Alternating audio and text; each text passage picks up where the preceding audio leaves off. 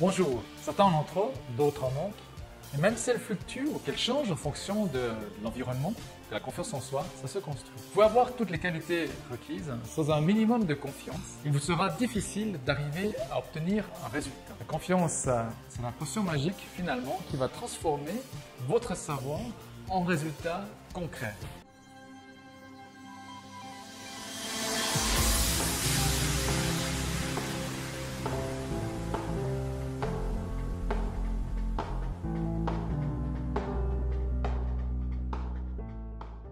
Un entretien d'embauche, une présentation importante, une intervention dans une discussion ou alors une personne que vous aimeriez aborder. Toute la meilleure préparation du monde ne vous servira pas si vous n'avez pas un minimum de confiance. Il existe deux types de confiance, la confiance conditionnelle et la confiance inconditionnelle. La confiance conditionnelle, c'est la confiance conditionnée par nos succès, nos relations et toutes nos réussites. Cette forme de confiance se base essentiellement sur les autres, sur les personnes avec qui nous interagissons. Par répétition, par condition, parler en public est devenu plus facile parce que je le fais au moins 10 fois par année. Prendre la voiture et conduire en ville se fait plus aisément et avec beaucoup moins de stress parce que ça fait 2 ans que je la traverse. La confiance inconditionnelle, c'est la confiance que tous les individus portent en eux, peu importe nos relations aux autres, nos comportements, comme le rocher dans la tempête. Il s'agit d'une confiance de niveau supérieur, la croyance que ce qui va m'arriver ou ce qui m'arrive me fait grandir. Une propre confiance qui nous permet à différents moments d'agir, qui nous donne une certaine valeur. Elle est fortement liée aux valeurs et à notre identité et à l'alignement par rapport à l'action que l'on va entreprendre. Qu'est-ce que le manque de confiance en soi et comment est-ce qu'on le reconnaît ? Si vous souffrez de manque de confiance en vous, il peut vous arriver de vous sentir un peu enfermé comme dans un carcan. On a l'impression de ne jamais pouvoir être véritablement soi-même et de ne pas développer son potentiel. C'est un blocage qui nous empêche d'agir et qui nous distille des pensées dévalorisantes. Le manque de confiance, ça touche toutes les classes sociales et toutes les générations. En fait, il ne s'agit pas tout le temps d'un dysfonctionnement. Par exemple, la capacité de se remettre en question parce qu'une émotion nous fait douter. Peut-être parfois même aidante. Et puis il y a parfois ces situations où c'est une super capacité de notre cerveau qui nous joue des tours. Le cerveau a une capacité d'apprentissage importante et automatique.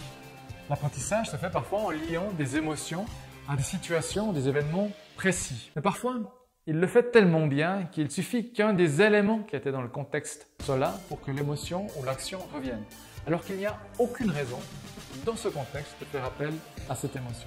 Pour illustrer cette capacité à engendrer des phénomènes physiologiques par la pensée imaginée.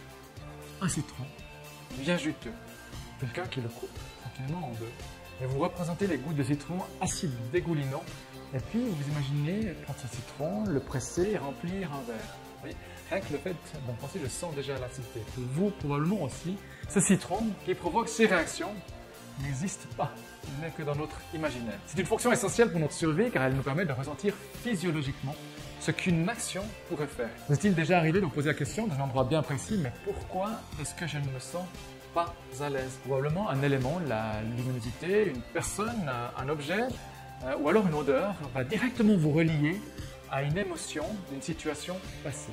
La bonne nouvelle, c'est que cette capacité à des émotions peut être utilisée à bon escient. Un moment ressourçant durant une expérience qui génère justement un peu de stress, ce moment ressourçant permettra de réduire le stress fortement. Mais par entraînement, il est possible d'utiliser cette capacité d'associer de bonnes émotions à une situation pour lesquelles nous en avons justement besoin. 2 raisons de travailler la confiance en soi. La première raison, c'est que le manque de confiance en soi, c'est tout simplement un signal qui nous veut du bien. Le fait de ressentir une émotion ou un malaise, c'est qu'il y a dans la situation présente une information importante et nous suggère une action. Imaginez le signal qui vous fait sentir mal à l'aise, limite en colère et qui veut dire attention avec cette personne, ça s'est pas bien passé la dernière fois.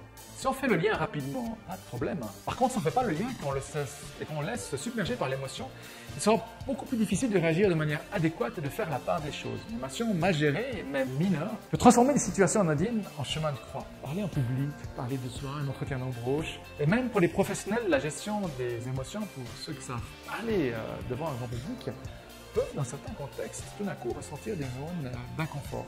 La deuxième raison, c'est que finalement, savoir gérer ces émotions va vous permettre de valoriser votre savoir. Beaucoup de gens savent énormément de choses, mais n'arrivent pas à les transformer en résultats. Regardez autour de vous, je suis sûr que vous connaissez des gens qui obtiennent des résultats en ayant la moitié moins de connaissances. Travailler la confiance en soi, c'est comme mettre de l'huile dans les rouages pour vous faire avancer et augmenter la qualité de vie. Plus de confort et de bien-être, mais aussi concrètement, plus d'avantages professionnels ou personnels. Voilà, je vous remercie d'avoir suivi cette vidéo. Dans la prochaine, je vous présenterai 7 pistes pour construire plus de confiance.